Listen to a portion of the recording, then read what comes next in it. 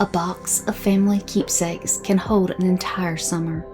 Inside, there may be photographs softened at the edges, postcards written from miles away, folded letters, familiar handwriting, and little scraps of paper saved for reasons no one quite remembers. A name written across the back of a photograph can bring a face into focus again. A date can return us to a porch shaded from the August sun, where the rocking chairs creaked, lace curtains moved in the warm breeze, and glasses of sweet tea caught in the afternoon light.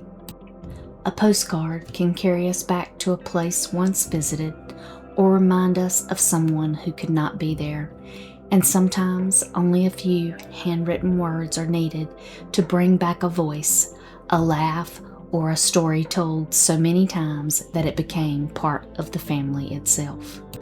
These keepsakes may seem ordinary at first: an envelope, a faded picture, a note tucked into a drawer, a name, a place, a date written in a corner, but together they hold the small details that make our memories feel real.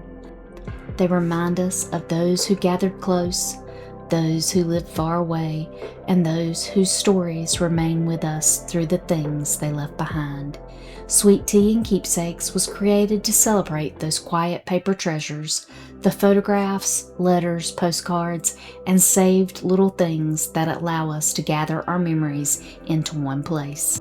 Because family is held together not only by the days we gather, but by the memories we choose to keep. Sweet Tea and Keepsakes is now available in my Etsy shop, and for my EU supporters, it's now available on Gumroad. The links will be in the description box.